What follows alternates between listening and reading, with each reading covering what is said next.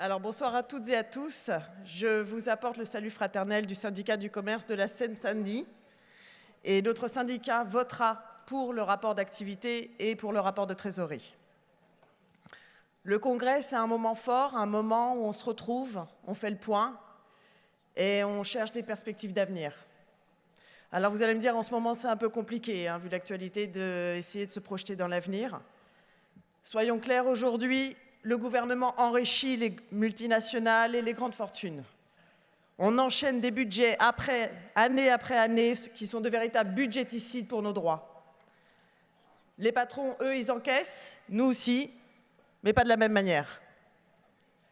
Et on ne demande pas juste d'être considérés comme des consommateurs, on veut vivre dignement. Et vous le savez que dans notre secteur du commerce, vivre dignement est un combat de tous les jours. Vous connaissez nos conditions, les repos supprimés, le travail de nuit, les week-ends et jours fériés supprimés, perdus. Et maintenant, ils attaquent le 1er mai. Bouh. Mais mes camarades, le pire dans tout ça, c'est qu'ils osent nous dire de ne pas faire de vagues. Eh bien, je vais vous dire, on est la vague. Et on n'est pas là pour nous taire, ni courber les chines. Malgré les obstacles du gouvernement et du patronat, on ne se la laissera pas faire. Et on n'attendra pas qu'on nous donne la parole.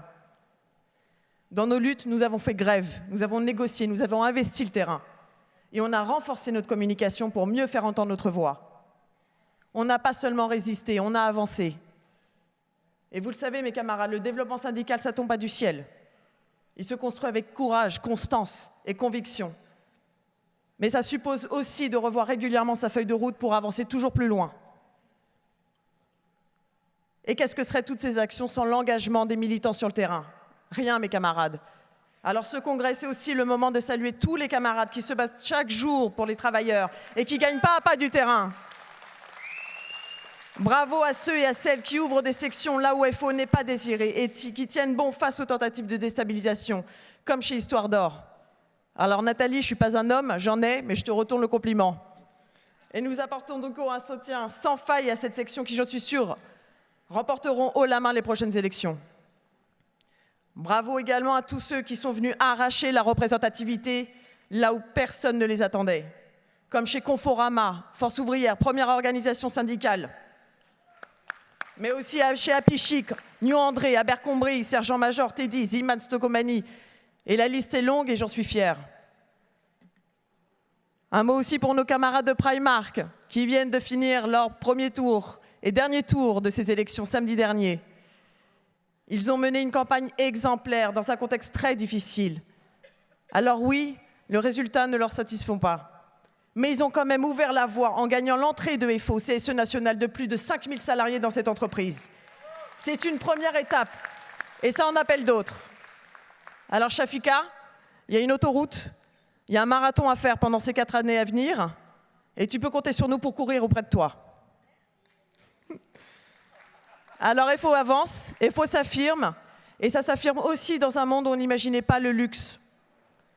Un monde où il n'y a pas si longtemps, parler ou se syndiquer revenait de l'impossible. Et la Samaritaine, McQueen, Loewe, Valentino Fendi nous ont fait confiance. Et il y en a tant d'autres aussi. Je tiens à mettre en lumière tout le travail d'immersion de l'UD de Paris qui a mis en place pour ouvrir ce champ de syndicalisation.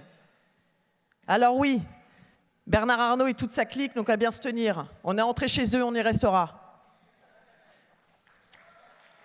Fort de ces réussites, nous savons maintenant comment avancer et préparer l'avenir, toujours élargir notre zone d'action. Et ce n'est pas une porte qui se ferme qui va nous arrêter. Chaque contrainte, ça va devoir être un défi à relever. Chaque rencontre, chaque section ouverte, chaque action syndicale, c'est un pas de plus vers un syndicalisme plus fort. Et pour cela, mes camarades, il faut être ensemble.